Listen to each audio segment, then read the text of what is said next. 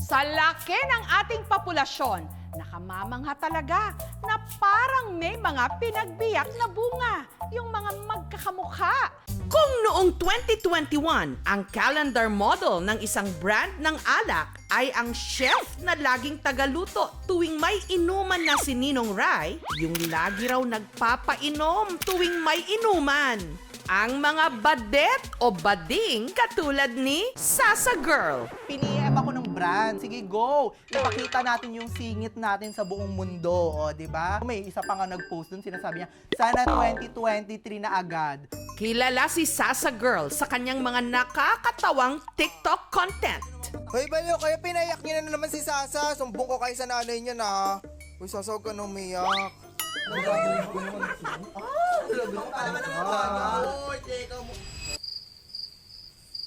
So, ganyan kayo, ha? Pag walang teacher, ganyan kayo, ha? Yung mga babae, pag makatawa ka, alam mo, kinukurt yung mga ano eh. To the guidance office. Aray! Ano yun? Mag-aaway yung mag-asawa. Naku, may kabit yan. Malandi kasi yan, itinaway yung anak manang-mana sa kanya. Suka na lang, inuutang pa. Parang tumataba ka. Di ba yung jowa? Hangit. Kaya ngayon lang nagpakita yan. Buntis! Ang tinaguriang mima ng social media, nasa KMJS na. Diyos ko, ang tagal kong iniintay ito. Akala ko mauuna pa yung investigador. Shoutout nga pala dyan sa grupo ninyo. Kala ninyo ang babango ninyo, pero mukha naman kayong kulang sa ligo. Ang kanyang trademark, ang pinkish o mamink-mink niyang mga pisngi. Dati, humiram lang ako ng lip tint. Wala akong pambili. Ang ginagawa ko, panghanggang uwian na yung lip tint, di ba? Mapapansin niya ng teacher mo, ano ba naman yan, bakit mukha kang tosino? Nagsimula ako ng pandemic. So, ang nangyari, nag-social distancing yung ngipin ko. Napaka-blessing nga na ito eh. Hindi ako nagkakatinga, di ba? Mumug lang, tanggal na yung bara-bara. O yung toothpick ko, kawayan. Laki sa hirap si Sasa Girl o Felix Petate sa totoong buhay. Ang pangarap lang daw niya noon, magka-cellphone. Ang eksena ko lang talaga is nakikihiram-hiram, ganon. Computer shop lang, ganyan, para makapag-update sa Facebook. Wait lang. Paretouch mo na ng blush on. Sobra kasing wala kang pambili. Kaya nung nakabili siya ng mumurahing cellphone, umaura na siya sa TikTok. Dead mother, dead all ah. Be, taasan mo pa yan. Taasan mo pa yan. Ni, buhayin mo kami, ni. Yung marami nagsasabi na aksidente lang po ang lahat, na sumikat ako, ganyan. Akin, plinano ko po lahat ng to. Nagpapansin po ako sa TikTok. Nasa dugo mo pagiging maganda.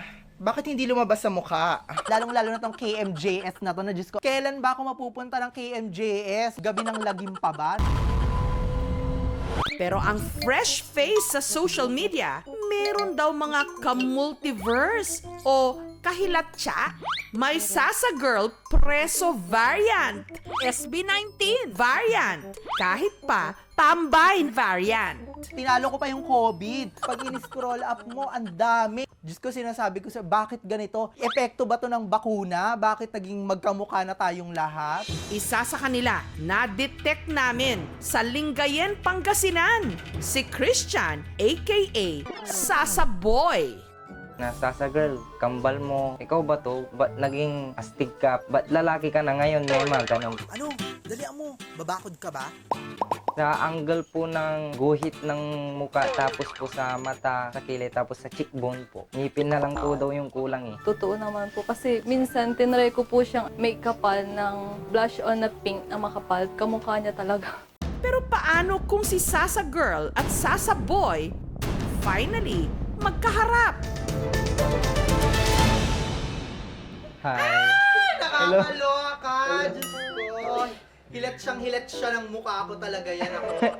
Diyos ko, ito na ba ata yung epekto ng bakuna sa atin? Diyos ko, magiging kamukha ko siya. Ang dalawa parang nanalamin sa isa't isa. O sa shape ng mukha, pares kaming hugis bigas.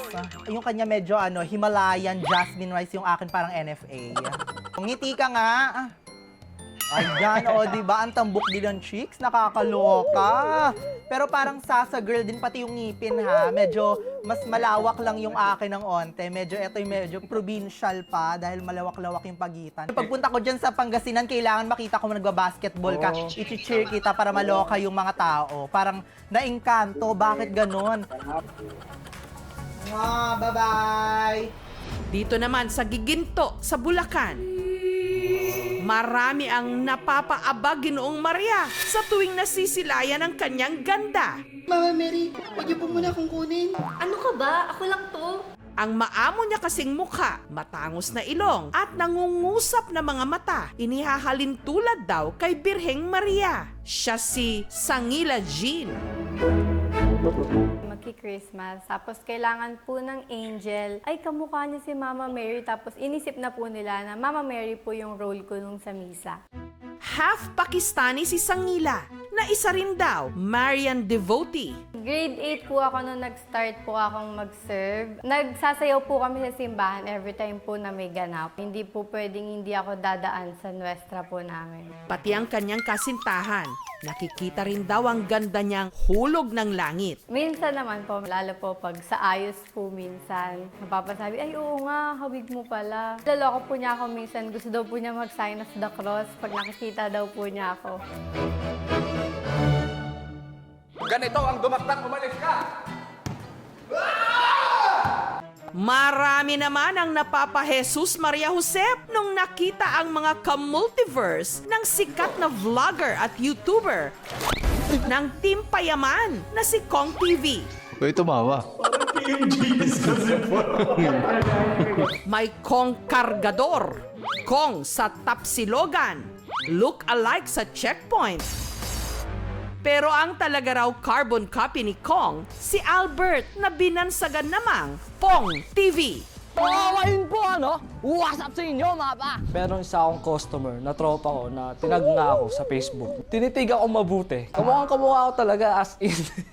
Then tawa ako ng tawa. Talagang kinikilabutan ako sa bigote, sa balba, sa mata, sa ilong. Kaya si Albert, kinarir na ang panggagaya kay Kong.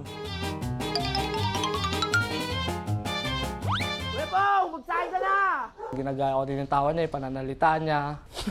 Power! What's up sa inyo, mga pa?